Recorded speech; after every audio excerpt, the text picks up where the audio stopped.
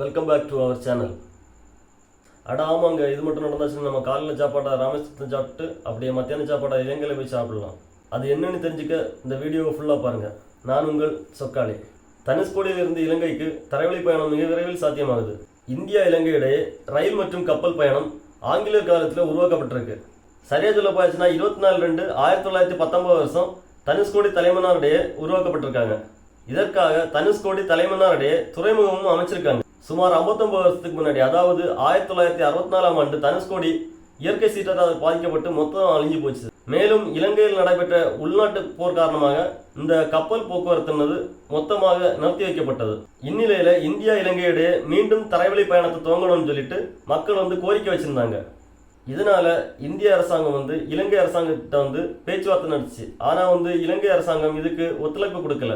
அதன் பிறகு, அதாவது 2019 கொரோனா காலகட்டத்தில் இலங்கை அரசு பொருளாதார அடிப்படையில் நிலைகுலைந்து போயிடுச்சு. இதனால அதிபராக இருந்த ராஜபக்சே பதவி விலகினார். மேலும் அதிபராக ரணில் விக்ரமசிங்கே பதவியேற்றுக் கொண்டார். பொருளாதார வீழ்ச்சியிலிருந்து மீள்றதுக்காக இந்தியாவுடன் நல்லுறவை ஏற்படுத்தி தமிழகத்தில இருந்து விமான மற்றும் கப்பல் போக்குவரத்து துவங்குவதற்காக இலங்கை அரசு முக்கியத்துவம் கொடுத்து வருகிறது. மேலும் இலங்கை அரசு தற்போது இந்திய அரசிடம் தரைவழி பாலம் அமைக்க ஒப்புதல் அளித்து பேச்சுவார்த்தை துவங்கியிருக்காங்க. இதற்கான அறிக்கை விரைவில் வெளியிடப்படும் என்று அரசு தரப்பில் சொல்லியிருக்காங்க. இந்த தரைவழி பாலம் சுமார் 23 கிலோமீட்டர் தூரம் இருக்கலாம் சொல்லி எதிர்பார்க்கப்படுகிறது. இந்த பகுதியில் அதிகமா மணல் திட்டு இருக்கனால பாலம் மணல் திட்டு மேல அமைக்கப்படுமா இல்லைன்னா கடல்வழி சுரங்கப்பாதை அமைக்கப்படுமான்றது விவாத பொருளா இருக்கு. ஏற்கனவே இந்தியா 2.07 கிலோமீட்டர் தூரத்திற்கு இரட்டை சுரங்கப்பாதையை கடல் மட்டத்திலிருந்து 20 மீட்டர் ஆழத்தில் மும்பை கடற்கரை சாலை என்ற பெயரில் நவம்பர் 2023 செயல்படுத்தியது என்பது குறிப்பிடத்தக்கது.